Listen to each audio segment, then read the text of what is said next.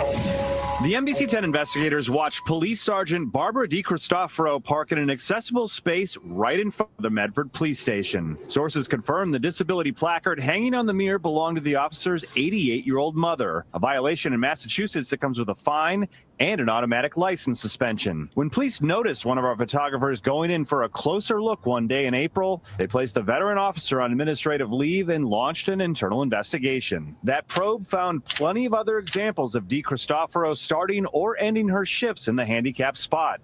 So it only started once they noticed a reporter looking into it? I think it's when the reporters started asking them about it. So and they noticed it. I guess we'll have to watch the whole thing. I wondered if they kind of knew it all along and just, or someone knew it all along and they were just kind of ignoring it. Well, it's kind of hard to not notice it. I think so. Right? Because Kind of annoying as hell. Do active police officers have disabled plackets? I would not think if you're an active police officer, no, Right. unless you're on some sort of disability. Right. And, you know, you Maybe could have one for a limit. Maybe have one for a limited amount of time. Yeah. I mean, I remember when I was young, I had one when I had like 5 operations on one leg. I couldn't walk, and they gave me one for like 6 months.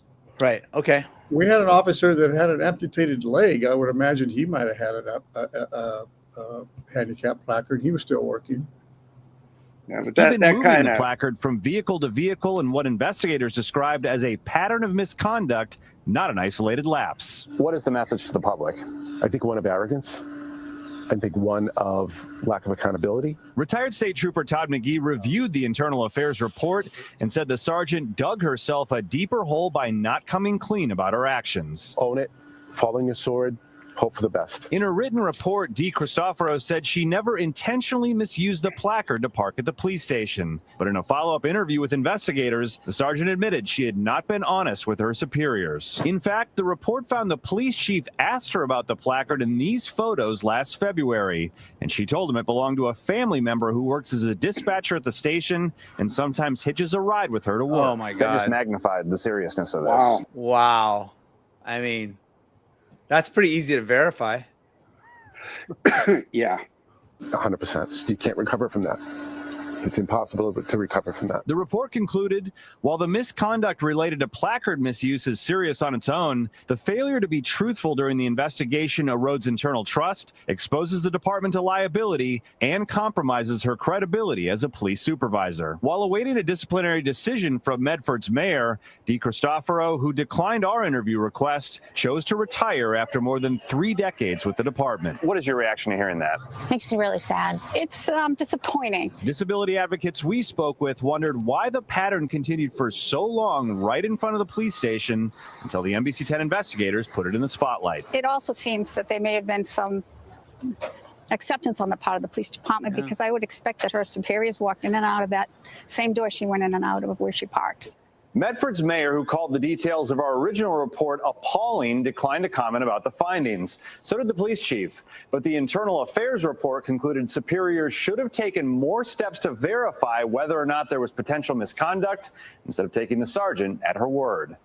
Yeah, it's not a good look because anytime someone, you know, what a police officer got to do, they got to be trustworthy. They got to I mean, be credible in court, you know, and this is one of those things where when it comes to light, I just find it's it a bad hard thing.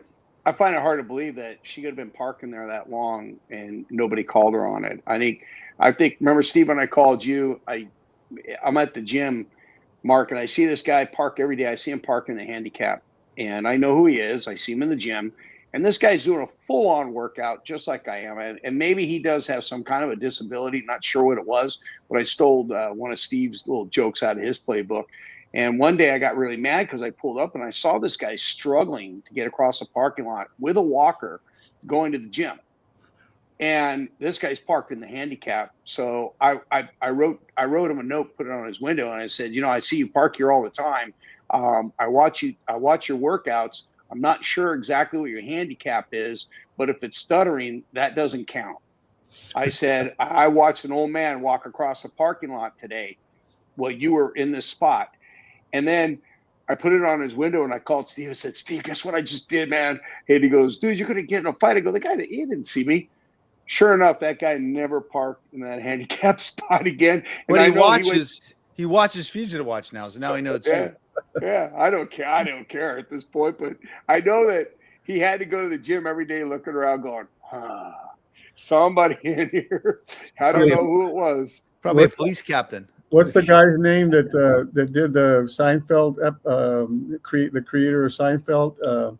Larry David? Larry David. He did a whole episode, and he got caught using the handicap stall, and the guy confronted him, "What's your handicap?" And he said, "Well, I stutter." That's where I got that from. You told me, I said, I'm not sure what your handicap is. Maybe you stutter, but that's no cool. reason. I go, that's no reason to park here. Yeah. But I mean, I watched this guy. He was like, this guy was doing full on. I mean, he definitely could have walked. You could use the extra steps. Well, and not only that, it's kind of risky. Why would you risk losing your retirement over and then to compound things, make matters worse by lying to your superiors about it? Well, I was looking at those hash marks on her shirt, and I knew she had to be there at least 30 years. At least 30 years. She had been there for over 30 years. So she just was one of these people that just probably felt that she could just do what she wants and nobody questioned her. Lucky they let her retire and she didn't get fired and lose her retirement. She retired before she knew that it was coming down the pike. Once she lied. Yeah. Once she lied, that's it. On our department, I'm sure it was the same way. CHP, they used to tell us all the time, hey, look, if you do something, just come clean. Just admit it. Because you may, at worst, you get a letter in your folder, maybe a day off, a couple of days off. But if you lie and you get caught, that's zero tolerance. You get fired. Hey,